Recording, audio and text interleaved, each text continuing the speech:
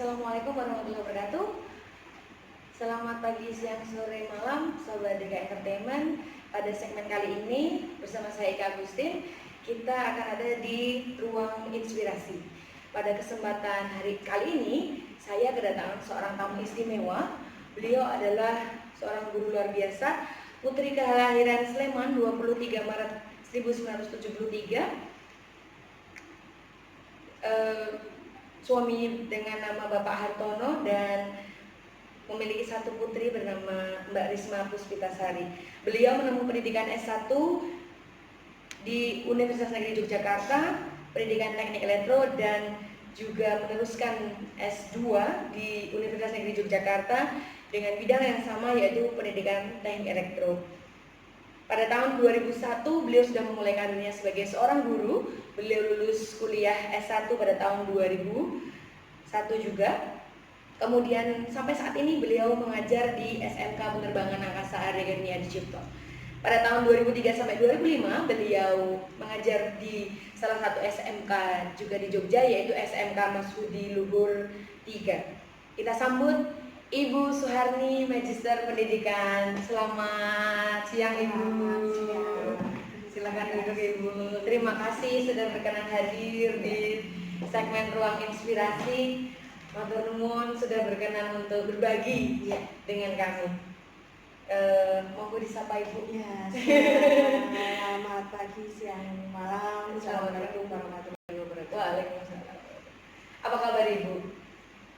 Sangat luar biasa. Sangat luar biasa. Bagaimana Ibu perjalanan selama menjadi seorang guru ini? Kenapa Ibu memilih pendidikan sebagai jalur cita-cita Ibu atau rezeki Ibu sampai saat ini? Ya, terutama memang di cita-cita sejak SMP itu menginginkan dua. Saya itu cita-citanya kalau nggak jadi TNI Polri, jadi guru. Nah, itulah yang menjadikan pedoman saya. Kemudian kalau jadi TNI Polri kan memang terus lulus SMA, tinggi badan tidak memenuhi ini. Oh begitu. Jadi 153, jadi tidak memenuhi. Kemudian ya terus kuliah di pendidikan. Jadi kalau sudah kuliah di pendidikan, otomatis itu kan jalurnya di pendidikan. Oh iya. Siapa sih Bu yang paling mendukung Ibu sebelum menikah nih? Ketika menempuh pendidikan S1 ini, siapa yang paling mensupport Ibu sampai di titik wisuda? Pertama ibu kandung ya, Mariana itu sosok yang paling menginspirasi saya, terutama di menjalani hidup. Jadi semenjak Bapak pensiun tahun 79 itu kan, Bapak sudah pensiun dari TNI Angkatan Darat, kemudian Ibu dengan Bapak masih ada tujuh anak yang harus dinafkahi semuanya. Jadi memang itulah kehidupan. Memang dari kecil kami sudah dididik sama orang tua untuk bekerja keras. Jadi dalam hidup itu memang kerja keras yang dilaksanakan. Jadi terinspirasi, saya harus bisa, artinya harus bisa belajar, harus bisa secara finansial mungkin, atau secara kehidupan itu harus lebih baik dan Lebih baik. Paling tidak cita-citanya lebih baik daripada orang tua. Tentunya ada kebanggaan tersendiri ya Bu untuk selama proses S1 ini. Pernah nggak sih Bu Ibu menyampaikan aku bangga loh seperti itu? Atau dirasa tidak percaya lah? Oh gitu.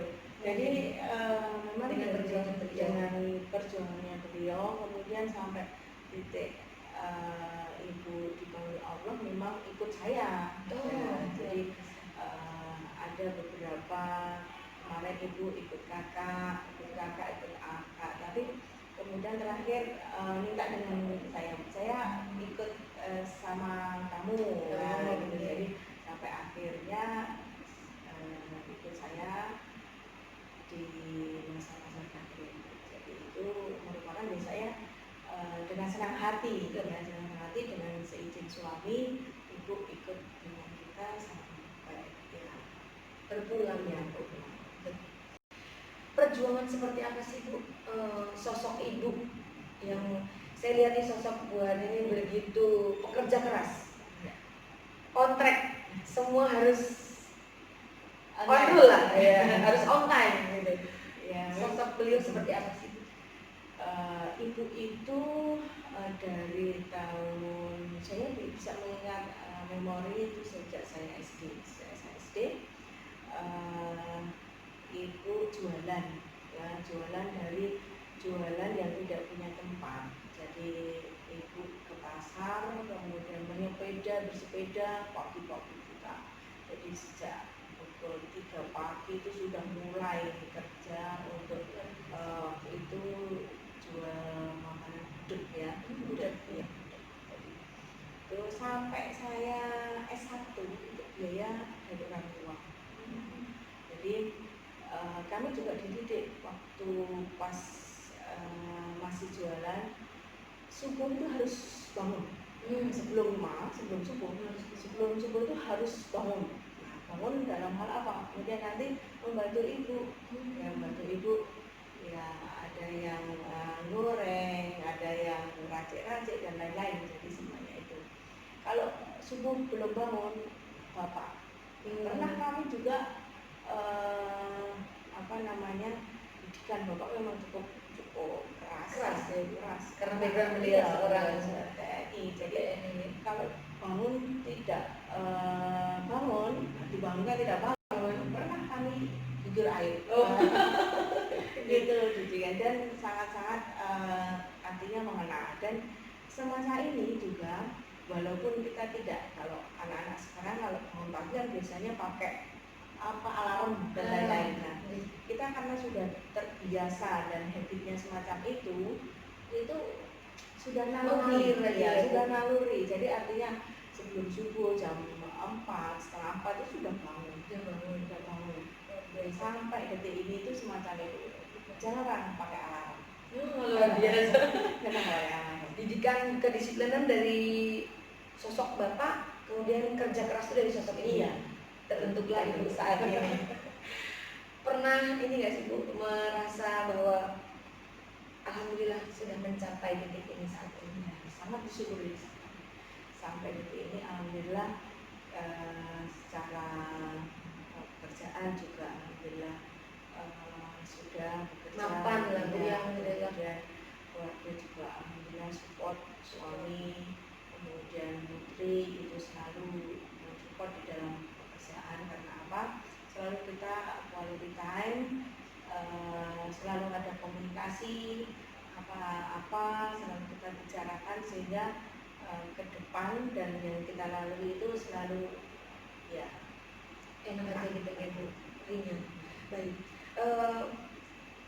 seberjalannya waktu menuju dari S1 ke S2, tentunya ini bukan perjalanan yang singkat ya Bu. Iya. Apalagi Ibu kalau saya datang itu 2012 nih, sudah pasti sudah makan asam garam pendidikan lah. Apa sih yang membuat Ibu tetap cinta dengan dunia pendidikan, tetap cinta dengan SMK ini? Iya. Saya di SMK sejak 2001. Dari 2001. Sudah 20 tahun Bu. Iya. Luar biasa. 20 tahun, saya baru 8 tahun. Jadi setelah masuk, kemudian dan masuk itu juga proses karena apa? Apakah sama dengan kami seleksi dan sebagainya itu Bu? Waktu itu tidak seketat sekarang. Tidak seketat sekarang. Dan prosesnya itu maksudnya keadaan SMK. Waktu itu saya masuk baru 6 kelas. 6 kelas itu kelas paralel. Semuanya. Kemudian kita juga waktu itu masih nebeng di gedung SMP. Ya, gitu. Belum milih sendiri, belum milih sendiri sampai sekarang. Jadi melalui proses. Dengan mengalir melalui proses kan, peduli rasa cinta ke SMK itu sudah enak ini lah tertanam. Iya, tertanam. Jadi saya juga mengikuti alur dari beberapa kepala sekolah ya waktu itu, sampai saya terakhir ini sama Pak Pak Nur itu sudah 5 kepala sekolah, Iya, kepala sekolah selalu di di pimpinan beliau. Jadi beberapa karakter dari kepala sekolah ya, memiliki karakternya sendiri ya tentunya dalam mengembangkan SMK. Pertama satu ada misi yang pertama itu adalah kuantitatif, jadi siswanya dibanyain dulu, siswanya dulu, kemudian nanti juga pandangan depannya atau gedungnya, setelah gedung ini baru sekarang isinya, jadi tempat praktek dan lain-lain. Jadi memang punya visi misi dan selalu bertahap. Itu kan dari kecil, dari proses. Jadi kita dengan SMK itu memang dari yang bawah sampai sekarang semacam ini sudah dianggap orang itu besar SMK-nya dan siswanya banyak, itulah rasa cintanya itu kepedulian dengan SMK. Seperti rumah kedua nggak sih Bu? Iya betul, iya betul. Kedua iya rumah kedua karena tugas-tugas sekolah yang besar itu tentunya butuh manajemen yang totalitas ya Bu. Baik, tadi kalau sebelum S1 itu sosok bapak yang sangat disiplin, sosok ibu yang begitu luar biasa bekerja keras. Setelah menuju pernikahan ibu, sosok bapak ini bagaimana sih Bu? Dalam perkembangan karirnya ibu dan ke depan? Sangat support, suami saya itu sangat support. Jadi apa-apa yang artinya nanti di pekerjaan itu selalu saya siapkan. Jadi selalu izin ya Bu? Selalu izin. Jadi contoh misalnya saya waktu pertama mau jadi manajemen, nah itu juga gimana dengan pendapat suami, tidak masalah. Misalkan apa? Satu senang dalam pekerjaan itu, kemudian nanti selalu ya komunikasi. Support suami itu sangat menentukan saya secara pribadi. Kalau suami sudah ACC setuju, walaupun nanti misalnya tugas pokok saya sebagai ibu rumah tangga, tapi pas kondisi saya berada di SMK dan harus menyelesaikan tugas, tapi kalau suami sudah mengizinkan ya tenang, kita bekerja sampai ini, kemudian sampai di rumah juga oke. Suami senang, harus mencintai pekerjaan, jalani semua dengan ikhlas ya Bu. Ya, luar biasa. Bapak pernah Bapak ini kan sibuk ya Bu. Ibu sibuk. Mbak Risma sekarang sudah dewasa dengan ya kehidupannya dengan teman-teman ya, karena kan sudah beranjak dewasa. Ada nggak sih Bu quality time bertiga atau mungkin hanya dengan Bapak yang mungkin kerja terus ya ini gitu? Selalu kita tempatkan. Jadi kadang yang bisa kumpul kan malam. Ya malam kan biasanya. Nah kita sempatkan aja makan di luar. Wajib ya harus. Satu minggu sekali itu mesti kadang makan di luar kita. Makan di luar kita ngobrol kita selalu. Kalau secara pribadi ya tentu saya tetap sendiri. Kadang saya masa-masa sendiri itu juga perlu. Ya tidak perlu juga untuk ngolah diri sendiri. Ibu tuh masih sempat spa, treatment atau mungkin pijit gitu? Ada ya? Masih sempat ya? Kami sempat. Dengan semua kesibukan ibu ya, masih sempat. Waktunya gimana Bu baginya? Baginya kan kalau suami pagi sampai sore, ya. Putri juga kadang pagi sampai sore. Saya kan kadang mentok nanti sekitar jam 5, mentok ya sampai akhir. Kadang asar itu sudah. Nah, jadi dari asar sampai jam 5 kadang itu saya gunakan. Bisa juga untuk olahraga renang, bisa juga untuk saya harus ke salon, kadang lah. Betul. Tetap quality time ya Bu, karena ya pencapaian itu kalau kita juga bahagia kan enak ya Bu. Baik Bu, ini di depan saya sudah ada 2 piala yang menurut saya pribadi ini membuat saya merinding nih, luar biasa. Bisa diceritakan nggak sih Bu, mulai dari yang yayasan ya Bu ya? Yang pertama itu dari yayasan, Ibu mendapatkan juara kedua se-Indonesia ya, guru berprestasi. Bisa diceritakan ini? Yang sebelah kanan itu adalah Yang ini nih Bu? Ya, Betul, ya. ya. Itu adalah guru prestasi kedua tahun 2018 ya, 2018 itu prestasi seleksi dari yayasan. Dari prosesnya itu setiap tahun yayasan akan mengadakan AMSO dan guru prestasi, Olimpiade Matematik dan Sains. Jadi diawali dari cabang. Jadi cabang Adi Sucipto ini nanti menyeleksi guru-guru per tingkat. Nah, waktu itu lewat seleksi portofolio.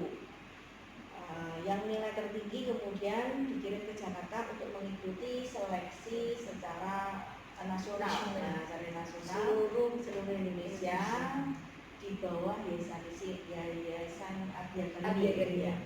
Kemudian di sana seleksinya adalah pertama adalah seleksi akademik ya, dari empat kompetensi ya, dari guru, pedagogi, sosial, kepribadian, nah, kemudian akademik itu. Setelah itu seleksi kedua adalah micro teaching. Nah, micro teaching dihadapkan dengan panitia dari Yayasan Pusat dan panitia LPI Sabila. Waktu itu kita presentasi untuk satu best practice-nya, kedua micro teaching. Kemudian itu tesnya kedua. Sosok ibu ini masih punya rasa grogi nggak sih Bu? Masih ada grogi nggak sih Bu? Awal-awal Saya ngeliat semuanya hajar aja. Awalnya itu memang kan itu kan dengan undian. Dengan undian. Tentunya kan semua itu punya deg-degan, punya rasa gitu ya. Jadi awalnya juga iya, tetapi kalau sudah tampil dan sudah bicara ke depan, nah itulah proses. Dan istilahnya kan pengalaman juga sih, kita ngomong di depan, kemudian kita menyampaikan informasi dan lain-lain, itu proses. Semua awalnya ada, tetapi waktu yang bicara. Nanti satu saat nanti juga akan bisa.